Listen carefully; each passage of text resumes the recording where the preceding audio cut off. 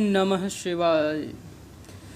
योग का अर्थ क्या है, इसकी जानकारी के लिए आप एक चीज़ ध्यान में रखें कि योगश्चित्त वृत्ति निरोधा।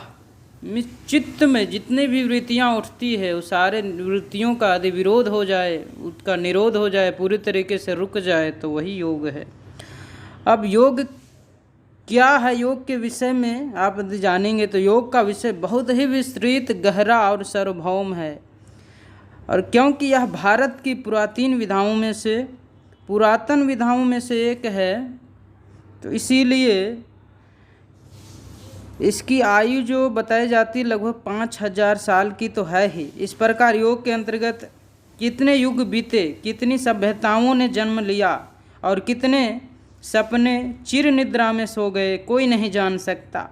असल में योग से मनुष्य क्या, मानव मात्र का सांसारिक, शारीरिक, मानसिक, नैतिक और आध्यात्मिक जीवन प्रभावित हुए बिना नहीं रहा है। और इसके प्रभाव को देखकर विदेशियों ने इसका संबंध जादू टोने और चमत्कार से जोड़ा है। और विदेश में एक भारतीय योगी का अर्थ है हवा में उड़ना, पानी में चलना, अंगारों पर चलना, तेजाब पीना, शीशा चबाना।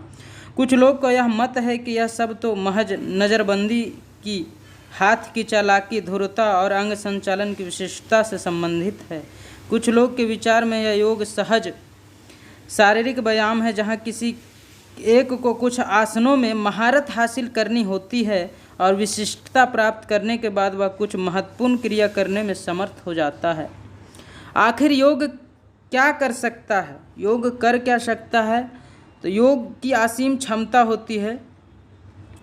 तो योग से आपको प्राप्त होगा सुंदर स्वस्थ है, रोगों की रोकथाम, मस्तिष्क प्रखरता, मस्तिष्क में आपकी पूरे तरीके से तेज, ध्यान और स्मरण शक्ति में वृद्धि हो जाएगा, आराम करने की क्षमता बढ़ाकर शारीरिक और मानसिक थकान समाप्त कर देगा, भावनात्मक नियंत्रण जो बहुत ज़रूरी है, तनाव की समाप्ति, मानसिक शांति, ये सब है।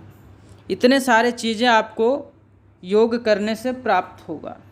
अब योग के बहुत सारे अंग होते हैं, लोग इसका नहीं जानते। इसमें बहिरंग और अंतरंग भी आते हैं। तो बहिरंग में ही आता है हठ योग, और हठ योग में शारीरिक जो क्रिया है यम नियम आसन। इसका अंतरंग पार्ट देखें तो राजयोग आता है, जिसमें प्राणायाम, प्रत्याहार, धारणा और प्रत्याहार के बाद ध्यान, उसके बाद समाधि आता है जो आखिरी है। Thank you for listening.